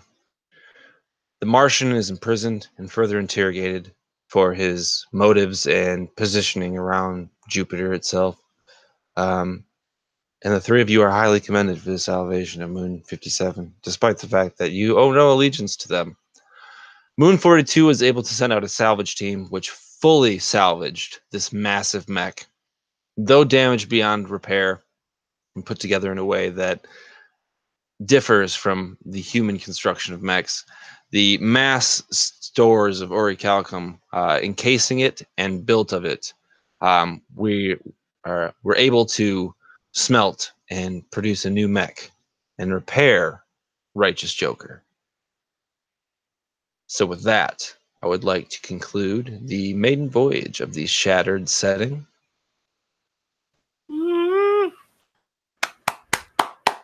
I would like to thank you guys for hanging in there with me as we figured this shit out. I know I said earlier this was a setting me and Philip put together in roughly 40 minutes before my plane back from Portland. But I really liked it. I really enjoyed the idea. And honestly, just with the way that this game has gone, I would not be surprised if I put up another interest post for some more Shattered action. Yeah, it's fun. I love mechs. I love giant robots fighting giant robots and various other things. So this is right up my alley. But without further ado, we're going to go ahead and get to outros.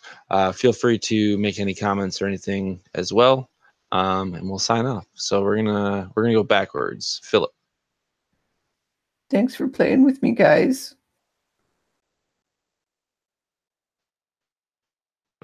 Never mind. We're just gonna forget about Philip. Jose. Hey everybody, my name's Jose. I got the YouTube channel D20Say, and yeah, thank you for allowing me to play. It was a lot of fun. Jose, I'm never allowing you to play. I actively want you to be here. I truly enjoy your presence in my games, that's for sure. And finally, Dave.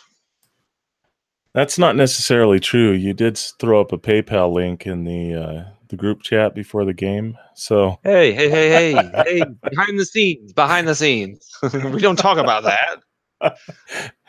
No, this is a lot of fun. I appreciate you running it, and always a blast to play with these three jokers, and even Phil.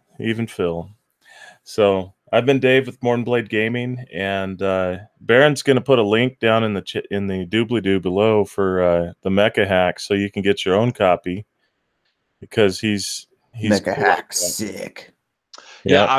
I will definitely be uploading the links to Jose and Dave's channels in the description below, and I will also include a link to the Mecha Hack accessibility, that drive-through RPG. You can also find it at absolutetabletop.com. Definitely would recommend. Fantastic game if you like robots beating the shit out of each other. It's fairly cheap as well, so definitely pick it up while you still can. This has been Baron at RWD Gaming. I hope you enjoyed this as much as I have, and we will see you next time.